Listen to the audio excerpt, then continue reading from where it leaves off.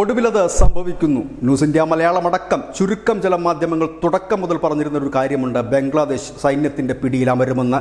ഏതായാലും അത് ഇപ്പോൾ കുറച്ചുകൂടി വ്യക്തമായിരിക്കുന്നു. ബംഗ്ലാദേശിന്റെ ആർമി ചീഫ് ജനറൽ വേക്കർ ഉസ് സമാൻ വിശദമായി തന്നെ ഒരു മുന്നറിയിപ്പ് ബംഗ്ലാദേശ് സർക്കാരിന് കൊടുക്കുന്നു.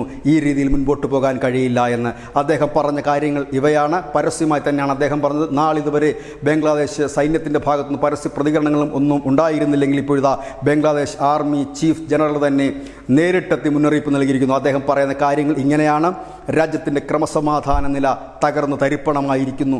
തീവ്ര ഇസ്ലാമിസ്റ്റുകളുടെ സ്വാധീനത്തിൽ ഭീകര സംഘടനകൾ തഴച്ചു വളരുന്നു. പോലീസിന് പോലും ജീവിക്കാൻ നിവൃത്തിയില്ലാത്ത രീതിയിലേക്ക് ക്രമസമാധാനവും രാജ്യവും ശിഥിലമാകുന്നു. ഇത് കണ്ടു നിൽക്കാൻ കഴിയില്ല. 2025 ഡിസംബറിൽ തന്നെ തെരഞ്ഞെടുപ്പ് നടത്തേ മതിയാകൂ എന്നും അദ്ദേഹം പറയുന്നു. ഒപ്പം തന്നെ പാക് ചാരസംഘടനയുടെയും പാക് സൈനിക മേധാവികളുടെയും ബംഗ്ലാദേശിലേക്കുള്ള കടന്നുകയറ്റവും സ്വാധീനവും അത് അംഗീകരിക്കാൻ കഴിയില്ല. കാരണം അത് ബംഗ്ലാദേശിനെ കൂടുതൽ അസ്ഥിരപ്പെടുത്തത്തേ ഉള്ളൂ എന്ന് ബംഗ്ലാദേശ് ആർമി ചീഫ് ജനറൽ പറയുന്നു. ISI അതായത് പാക് ചാരസംഘടന അവിടെ ബംഗ്ലാദേശിൽ കടന്ന് കയറിയതിന് ശേഷം, അതായത് ഇപ്പോൾ ബംഗ്ലാദേശ് ഭരിക്കുന്നവർ ഇപ്പോൾ പാകിസ്ഥാന് പരവതാനി വിരിച്ചിട്ടുണ്ട്. അവർ ഈ വരുന്നവരെ, അതായത് എയർപോർട്ടിലെത്തുന്ന പാകിസ്ഥാനിൽ നിന്നുള്ളവർക്ക് യാതൊരു പരിശോധനയും കൂടാതെയാണ് കടത്തിവിടുന്നത്. മുമ്പ് ISIS പോലുള്ള ഭീകരരെ കടന്നു വരാതിരിക്കാൻ സുരക്ഷാ ക്രമീകരണങ്ങൾ എയർപോർട്ടിലൊക്കെ ഉണ്ടായിരുന്നെങ്കിൽ ഇപ്പോൾ അതുപോലുമില്ല. അവർക്ക് കടന്നു വരാൻ കഴിയും. ഈ പാകിസ്ഥാൻ്റെ സ്വാധീനം മൂലം ഇപ്പോൾ തെഹ്രിക് ഉൽ മുജാഹിദീൻ TUM അതായത് ബംഗ്ലാദേശിൽ പൂർണ്ണമായും തകർക്കപ്പെട്ടിരുന്നൊരു ഭീകര സംഘടനയാണ്. അത് വീണ്ടും സജീവമായതായി സൈനിക മേധാവി പറയുന്നു. ഒപ്പം തന്നെ അദ്ദേഹം പറയുന്നത് ജമാഅത്തെ ഇസ്ലാമിയെ കൂടുതൽ കരുത്താക്കാൻ പാകിസ്ഥാൻ ശ്രമിക്കുന്നു. ഒപ്പം തന്നെ ഹുജി അതായത് ഹർക്കത്ത് ഉൽ ജിഹാദ് അൽ ഇസ്ലാമി എന്ന് പറയുന്ന ഒരു ഭീകര സംഘടന, അതും ബംഗ്ലാദേശിൽ ഉണ്ടായിരുന്നതാണ്. അതിനെയും ഇപ്പോൾ പാകിസ്ഥാൻ സജീവമാക്കിയിരിക്കുന്നു. അത് സൈനിക മേധാവി പറയുന്നത് ഇങ്ങനെയാണ്: കേവലം 30,000 സൈനികർ മാത്രമാണ് ബംഗ്ലാദേശ് സൈന്യത്തിനുള്ളത്. 2 ലക്ഷത്തോളം വരുന്നത് അർദ്ധ സൈനിക വിഭാഗവും പോലീസുകാരുമാണ്.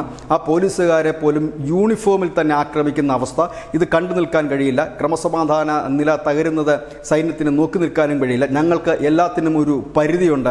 കാരണം താനീ സംസാരിക്കുന്നത് മുഴുവൻ ഈ രാജ്യത്തിന് വേണ്ടിയാണെന്ന് കൂടി ബംഗ്ലാദേശ് സൈനിക മേധാവി പറയുന്നു. ഒപ്പം തന്നെ പാകിസ്ഥാൻ ഈ ബംഗ്ലാദേശിൽ കഴിഞ്ഞ കുറേ കാലമായി നടത്തുന്ന നീക്കങ്ങൾ, പ്രത്യേകിച്ച് ഈ ISIയും പാക് സൈനികവും നടത്തുന്ന നീക്കങ്ങളിൽ ബംഗ്ലാദേശ് സൈന്യം കടുത്ത അസ്വസ്ഥത നേരത്തെ തന്നെ പ്രകടിപ്പിച്ചിരുന്നു. അവർക്കൊട്ടും താല്പര്യമില്ല.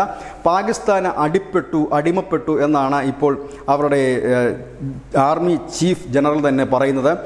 ഇത് ഏതാണ്ട് ഇപ്പോൾ എല്ലാ മാധ്യമങ്ങളും ഇത് റിപ്പോർട്ട് ചെയ്യുന്നു. ബംഗ്ലാദേശ് സൈന്യത്തിൻ്റെ പിടിയിൽ അമരാൻ പോകുന്നു എന്നുള്ളത് വളരെ നിർണായകമായ ഒരു നാളുകളിലൂടെയാണ് ഇത് കടന്നു പോകുന്നത്.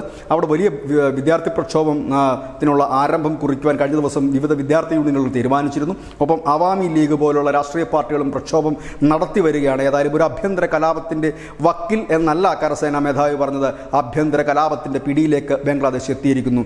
ഏതായാലും ബംഗ്ലാദേശ് സൈനിക ഭരണത്തിലേക്ക് നീങ്ങും. News desk, news India.